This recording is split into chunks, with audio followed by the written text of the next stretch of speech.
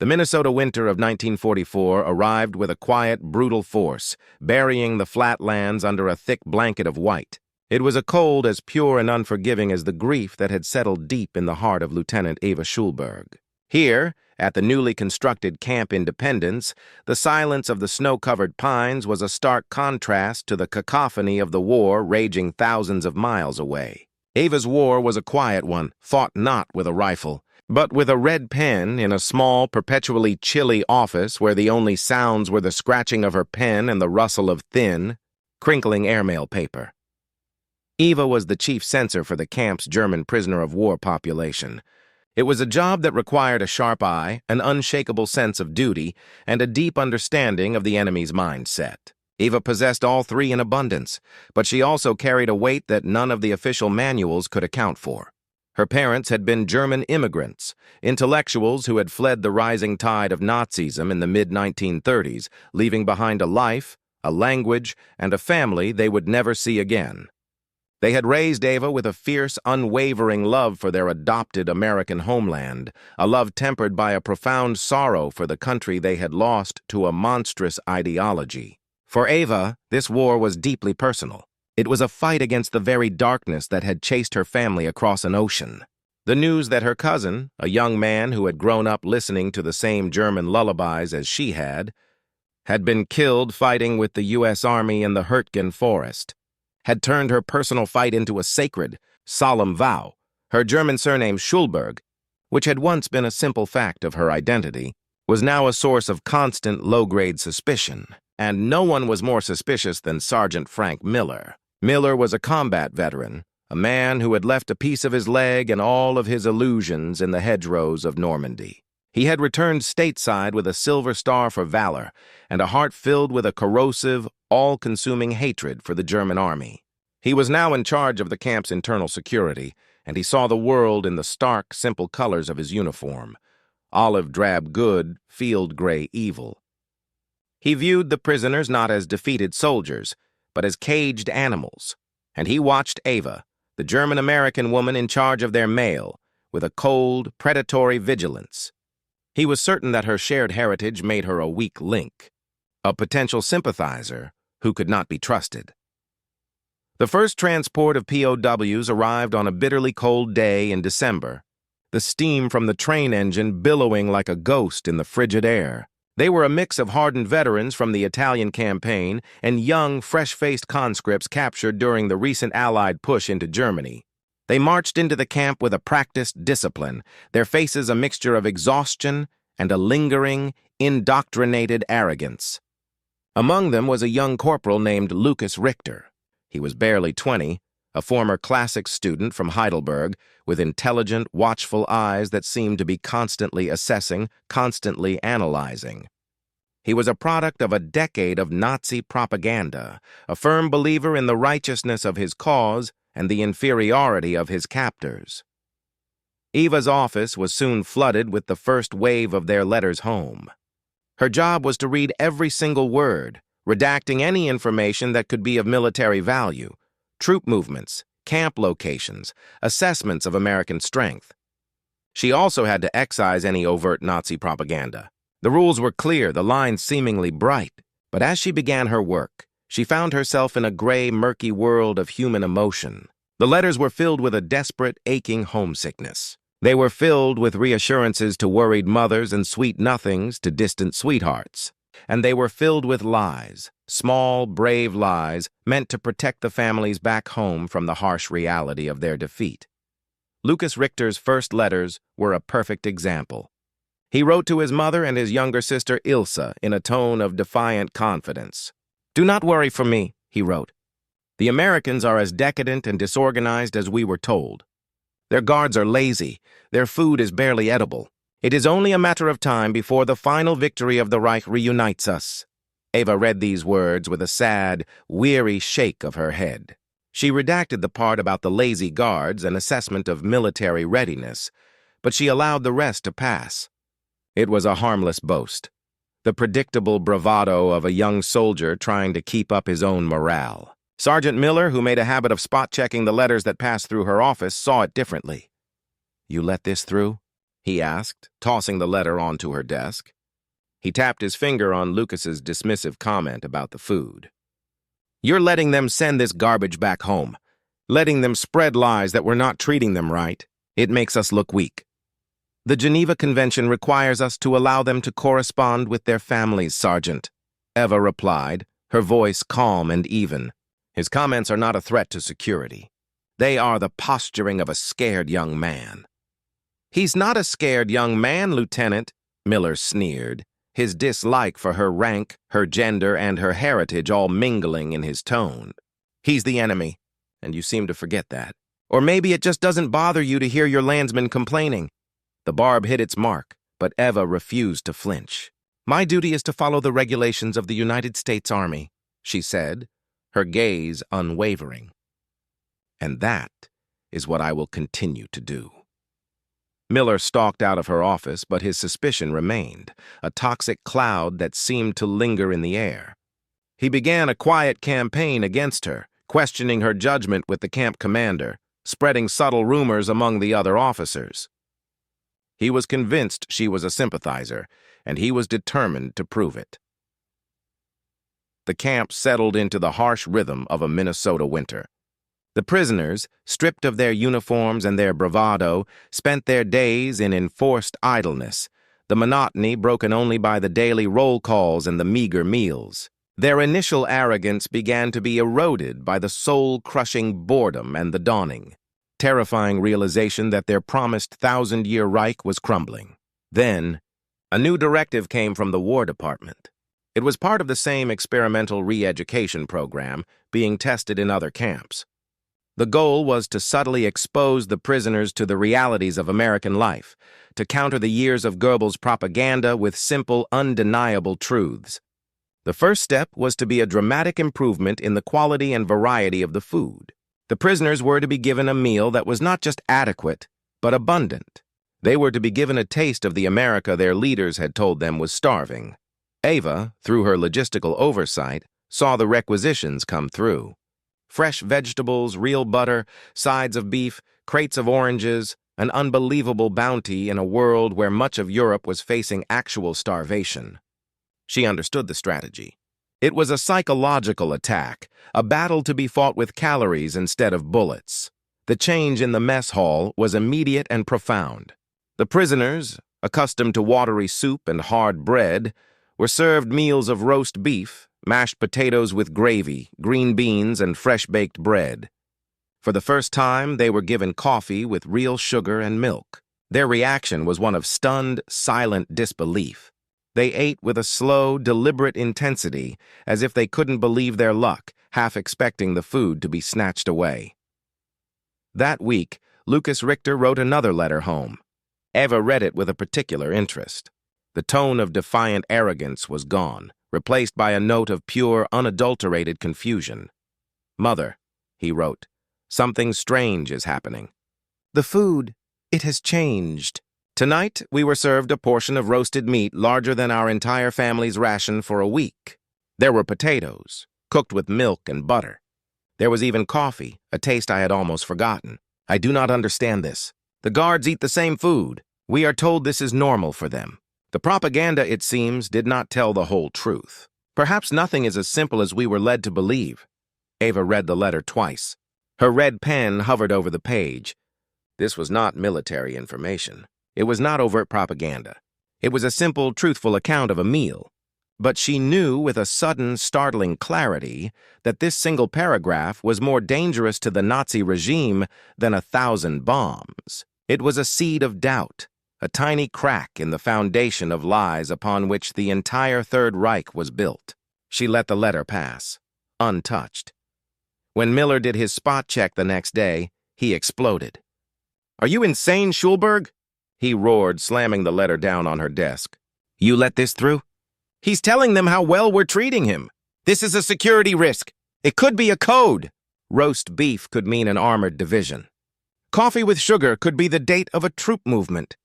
"Sergeant," Eva said, her voice betraying none of the turmoil she felt, "with all due respect, that is the most paranoid and illogical interpretation I have ever heard.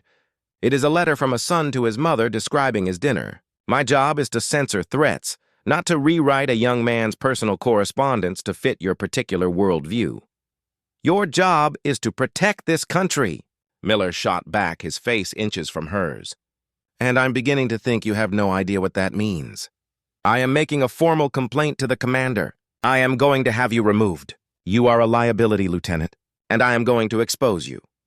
The formal complaint from Sergeant Miller lodged a new, heavy stone in the foundation of Eva's daily life. The camp commander, a cautious, career-minded major named Thompson, did not remove her from her post, but the temperature of their interactions dropped by 20 degrees. He began to second-guess her decisions, demanding detailed justifications for every redacted word and every approved passage. The trust she had worked so hard to build was being systematically eroded by Miller's relentless campaign of suspicion. He had planted a seed of doubt, and it was taking root. Spring arrived late in Minnesota that year, melting the deep snows and turning the camp's dusty grounds into a sea of mud. The change of season brought with it a new directive from Washington, one that would irrevocably alter the lives of the prisoners and deepen the ideological chasm between Eva and Sergeant Miller. The nation was facing a severe agricultural labor shortage.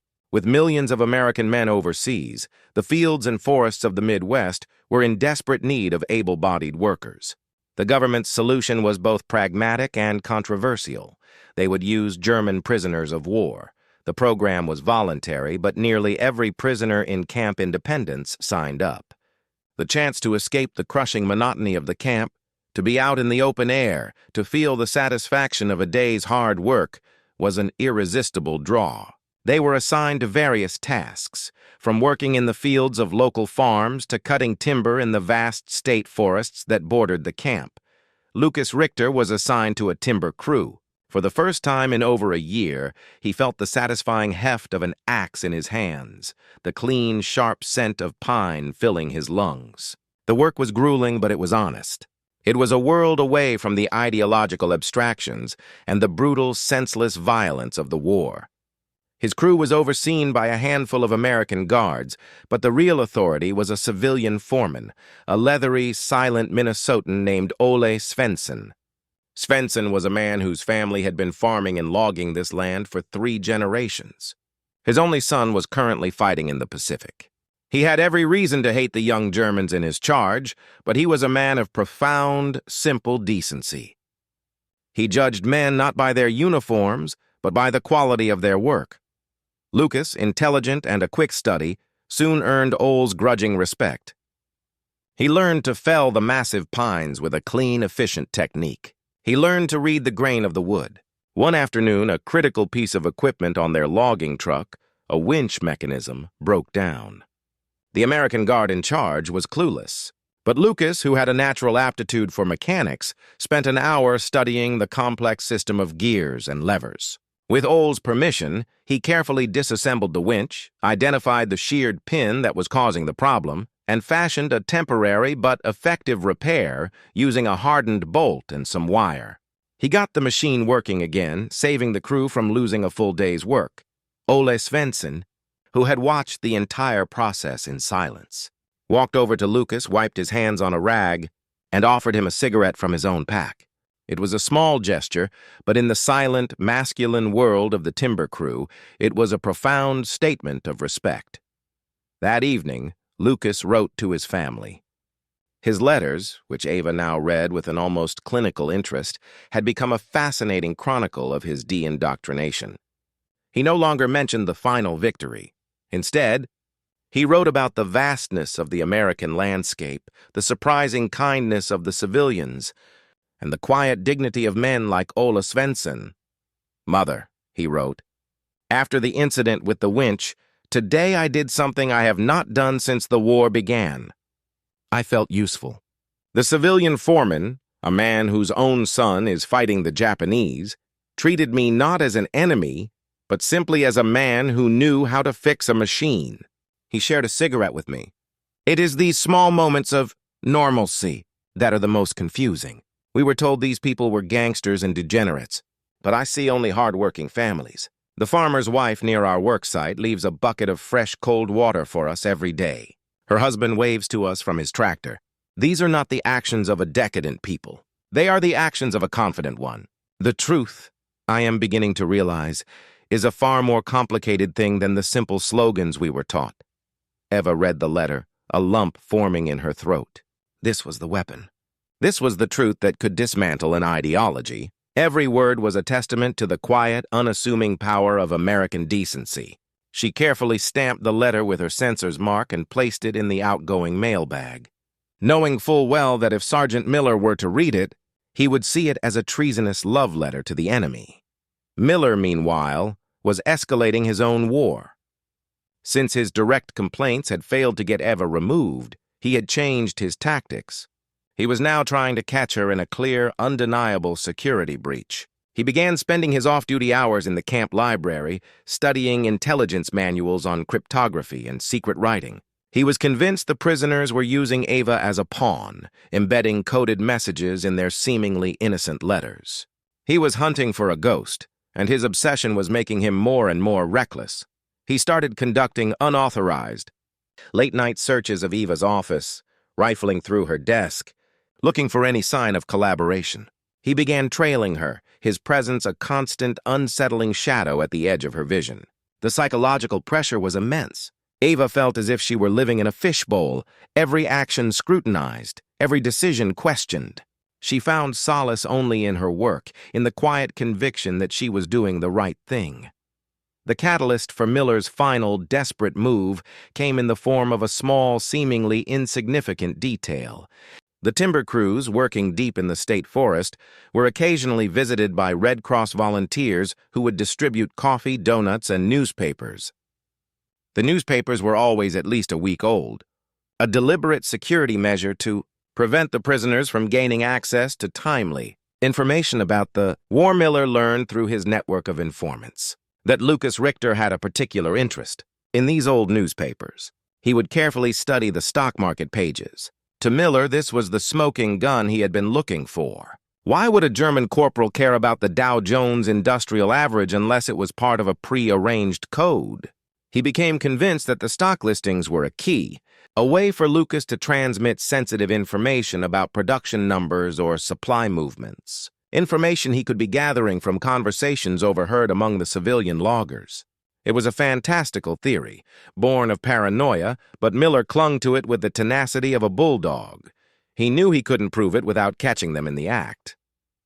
So he devised a plan to create an act himself. He would plant a coded message, a message so damning and so cleverly hidden that it would not only expose Lucas, but would irrefutably implicate Eva as his accomplice. He acquired a small vial of a special chemical, a reagent that, when painted onto paper, would react with a second chemical to reveal a hidden message.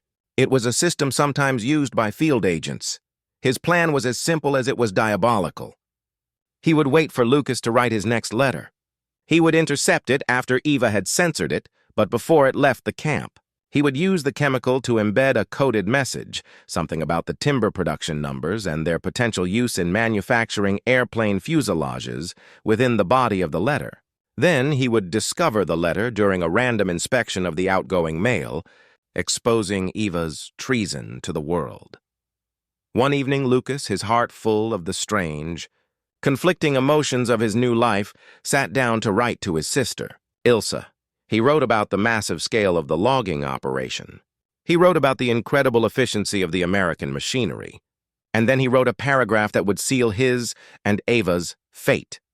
Ilse, he wrote, I have been reading the business section of the old newspapers they sometimes give us. It is fascinating. There is a company called General Motors. Before the war, they made automobiles. Now they make tanks and airplanes. And yet, their value on the stock market continues to rise. It is as if the war is just another business for them, a problem to be solved with overwhelming production. This country's ability to transform itself, to turn its immense industrial power into a weapon, it is something our leaders profoundly underestimated. I fear it is a mistake that will cost our generation everything. The letter arrived on Eva's desk the next morning. She read it, her heart aching for the young man who was finally seeing the terrible, simple truth of the war. She saw his words not as an intelligence assessment, but as a cry of despair, a final shedding of his ideological skin. She checked it for any specific numbers or locations, found none, and stamped it for approval. She placed it in the outgoing mail bin at the end of the day, a small act of faith in the power of his words to open eyes back in Germany. That night, Sergeant Miller, his hands trembling slightly with a mixture of excitement and nerves, let himself into the mailroom. He found Lucas's letter. He carefully painted his invisible coded message about timber outputs over Lucas's innocent words about General Motors. He placed the letter back in the mail bag, his trap now perfectly set. He had the evidence he needed to finally crush the woman he despised and prove to the world that he had been right all along. The hammer fell 2 days later. An urgent camp-wide alert was issued for a top-priority security inspection. Every piece of outgoing mail was recalled and brought to the main briefing hall. Major Thompson, the camp commander, stood before the assembled staff, his face grim. Beside him, looking solemn and vindicated, was Sergeant Frank Miller. "We have reason to believe," the major announced, his voice tight, "that a serious breach of security has occurred. We believe a prisoner has been successful in transmitting sensitive information to the enemy, with the likely assistance of a member of our own staff." A wave of shocked murmurs rippled through the room. All eyes instinctively turned to Ava, who stood near the back, a cold dread washing over her. She knew with a sickening certainty what was about to happen. Miller stepped forward. He held up a single airmail letter. It was Lucas Richter's letter to his sister. "Sirs," he said, his voice ringing with authority, "acting on a persistent security concern, I conducted a secondary screening of the outgoing mail. I have discovered a coded message, hidden within this letter which was approved and censored by Lieutenant Schulberg." He proceeded to put on a masterful performance. He explained how he had applied a chemical reagent to the letter, revealing a hidden message written in invisible ink. The message, he announced, contained detailed figures on the timber production of the state forest, along with a reference to its potential use in manufacturing aircraft. It was a devastating piece of evidence. The room was silent, the officers staring at Eva with a mixture of shock and disgust. "Lieutenant Schulberg," Major Thompson said, his voice cold and official, "you are hereby relieved of your duties and confined to your quarters, pending a full court-martial inquiry. You are a disgrace to this uniform." As the military police escorted a pale but composed Ava from the hall, she saw Miller's face. He wore an expression of pure, triumphant righteousness. He had won. He had proven her to be the traitor he always knew she was. For 3 days, Eva sat in her small room, a prisoner in her own camp. The weight of the false accusation was immense, but as the initial shock subsided, her analytical mind took over. She was not a spy. She had not passed a coded message. Therefore, the message had to have been added after she had censored the letter. There was only one person with the motive, the means, and the obsessive desire to do such a thing: Sergeant Miller, but proving it seemed impossible. It was her word, the word of a suspected traitor with a German name, against that of a decorated American war hero. She had no evidence, only a logical deduction. She felt trapped, checkmated. She spent hours pacing the small room, her mind racing, searching for a flaw in his plan, a single loose thread she could pull. And then it came to her. It wasn't about the invisible ink or the coded message. It was about the letter itself. It was about Lucas. Miller had chosen his target, but he had no real understanding of who Lucas was. He only saw a generic German soldier. But Ava had read every letter Lucas had written for the past 6 months. She had witnessed word by word his profound transformation. She knew him in a way Miller never could, and she remembered his fascination with the stock market pages. It was a wild, desperate gamble, but it was the only move she had left. She requested an immediate, private meeting with the lead investigator, a sharp, no-nonsense colonel from the Judge Advocate General's Corps named Peterson, who had just arrived from Washington to oversee the court-martial proceedings. To her surprise, he granted it. She was escorted to her old office, where Colonel Peterson sat behind her desk, her entire life's work contained in the neat stacks of letters he was reviewing. "You have 5 minutes to convince me this isn't a complete waste of my time." "Lieutenant," he said, his voice devoid of emotion. Eva took a deep breath. "Sir," she began, "I'm not here to tell you I am innocent. I am here to prove it. I believe the coded message is a fabrication planted by Sergeant Miller. But I can't prove how he did it. Not yet. But I can prove that the foundation of his entire suspicion is wrong. He believes Corporal Richter is a spy. I can prove that he is, in fact, the most potent anti-Nazi weapon we have in this entire camp." Peterson raised a skeptical eyebrow. "That's a bold claim." "Let me show you," Ava said. She spent the next hour, far longer than the 5 minutes he had allotted her, walking him through her work. She didn't just show him the redacted passages, she showed him the letters she had approved. She laid out the entire collection of Lucas Richter's correspondence, from his first arrogant, defiant letters to his most recent questioning and soul-searching ones. She showed the colonel the slow, steady erosion of a lifetime of propaganda replaced by the simple, undeniable truths of his American experience. "This, Colonel," she said, her voice filled with a quiet, passionate conviction, "is a new kind of warfare. Every one of these letters that arrives in a small town in Germany is a truth bomb. It carries a message that undermines Goebbels, that undermines Hitler, that undermines the entire foundation of their war. It tells a mother that her son is being treated with decency. It tells a sister that the American monsters are just hard-working families.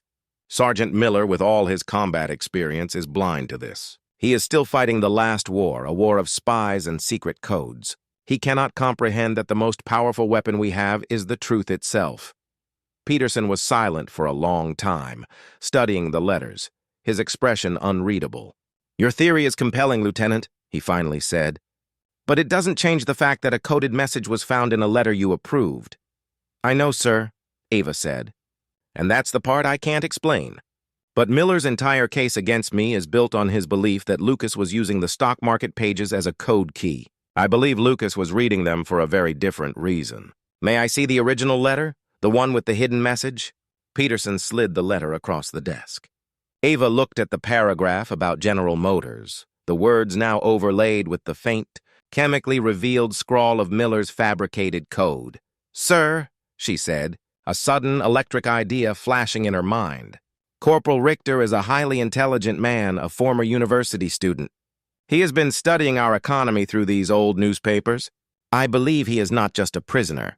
He has become an unwilling student of capitalism. I have a theory. I need you to authorize a search of Corporal Richter's personal effects in his barracks. You won't find code books or spycraft, but I believe you will find something else, something that will prove his real intentions." Intrigued, Peterson gave the order. An hour later, 2 MPs returned with Lucas's small wooden footlocker. Inside, under a few sparse personal belongings, they found a tattered notebook. It was filled with page after page of neat, meticulous columns of figures. It wasn't a code book. It was a ledger. Lucas Richter, using the stock market data from the old newspapers, had been managing a phantom investment portfolio. He had been tracking the performance of companies like General Motors, Ford and U.S. Steel, calculating their hypothetical gains, teaching himself the principles of a free market economy as an intellectual exercise. It was the secret, obsessive hobby of a brilliant, bored mind, not the work of a spy. The discovery was a stunning blow to the prosecution's case. It didn't exonerate Eva completely, but it demolished the motive Miller had so carefully constructed. The investigation was thrown into chaos. The final piece of the puzzle fell into place in the most unexpected way. During a routine cleaning of the evidence room, a clumsy clerk knocked over a tray of chemical supplies. A small amount of developing agent spilled onto a stack of requisition forms from the motor pool. To everyone's astonishment, faint, invisible writing began to appear on one of the forms. It was a practice run, a series of chemical tests, and the form was signed at the bottom by Sergeant Frank Miller.